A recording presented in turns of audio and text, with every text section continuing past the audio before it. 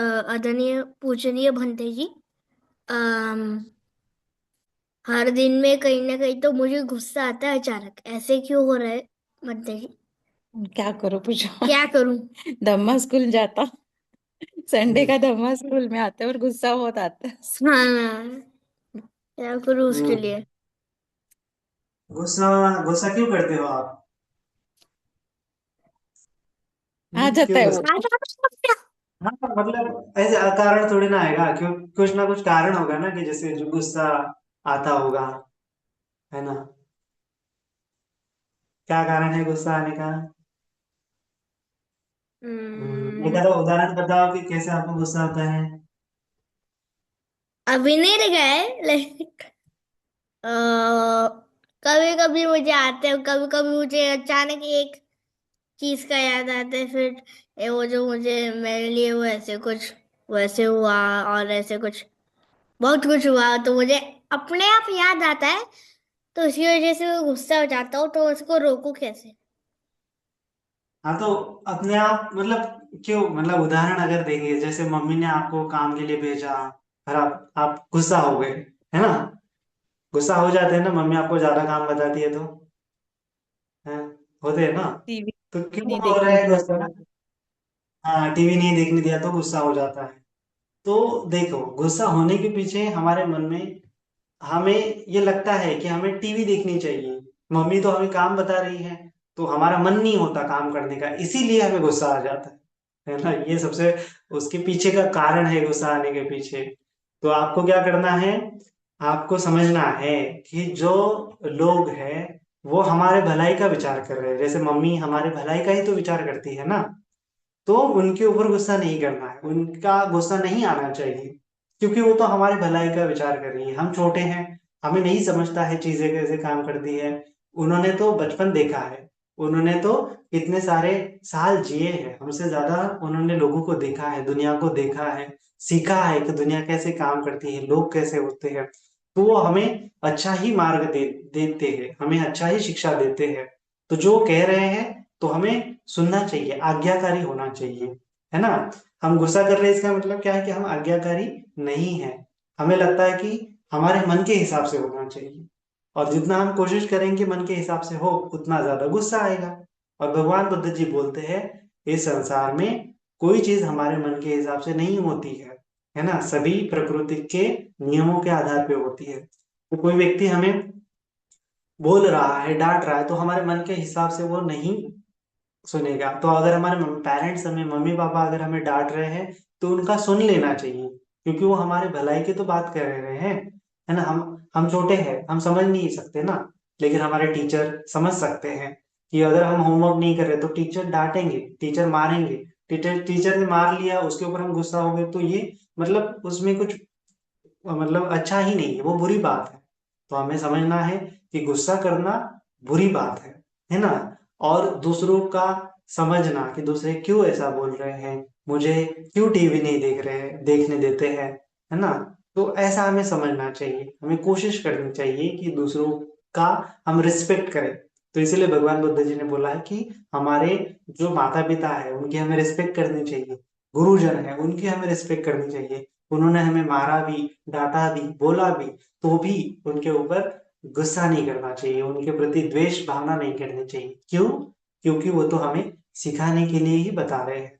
अगर हम नहीं सीखेंगे तो क्या हो जाएगा? हम फिर जाके बाद में जाके उनको ही ब्लेम करेंगे, है ना? जैसे एक कहानी है कि क्या होता है, एक लड़का होता है, एक छोटा होता है, तो स्कूल में जाता है, तो स्कूल में जाता है, गरीब होता है। तो वो क्या होता है, उसके पास कभी कभी पेंसिल नहीं होती, कभी कभी इरेजर नहीं होता है, तो वो क्या कर लेता है, किसी दूसरे स्टूडेंट का उठा के घर पे ले आता है। तो घर पे ले आता है, तो मम्मी को बोलता है कि देखो मम्मी, मुझे ये इरेजर मिल गया है और मैंने ला दिया है। तो मम्मी बोलती है कि बड़ा अच्छा हुआ बेटा, हम तो गरीब हैं, तुमने ला दिया तो अच्छा ही हुआ। तो उस प्रकार से फिर दूसरे दिन जाता है, फिर दूसरे दिन उसके पास पेन नहीं होता है, तो पेन वो किसी और स्टूडेंट के बैग से निकाल के लाता है, और मम्मी को बोलता है देखो मम्मी, मेरे पास पेन नहीं था और मैंने ये पेन घर पे ला दिया। तो उसकी मम्मी बोलती है, हाँ बेटा, हमारे पास पैसे नहीं थे, तुमने अच्छा ही किया, तो पेन लेके आए। तो ऐसे करते करते उसको चोरी की आदत लग जाती है ना। दूसरों की चीजें निकालना, बिना पूछे ले लेना, मतलब क्या है? चोरी है।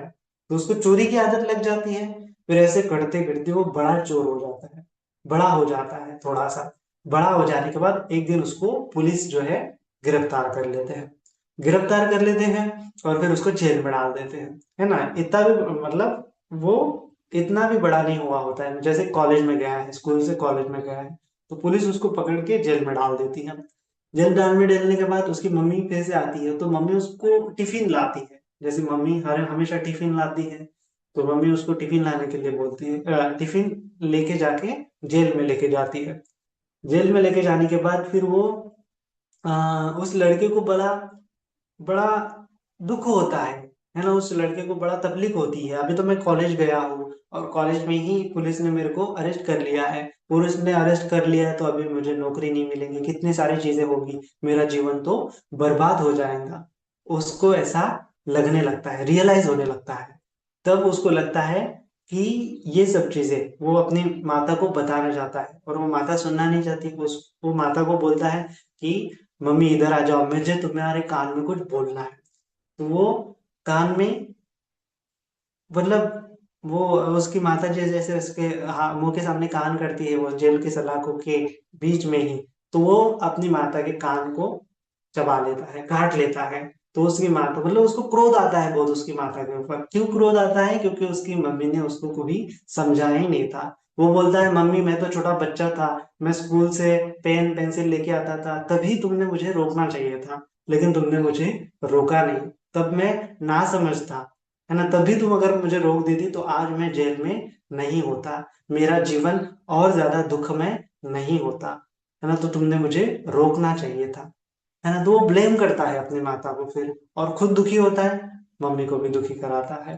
तो इसीलिए हमें हमारे पेरेंट्स की सुननी चाहिए, नहीं तो फिर बाद में जाके हम उनको ब्लेम करते रहेंगे कि तुमने मुझे नहीं सिखाया, तुमने ही मुझे पढ़ाई करने के लिए नहीं बोला, फलाना फलाना चीजें। और ऐसे बहुत सारे लोग जो है ब्लेम करते रहते हैं।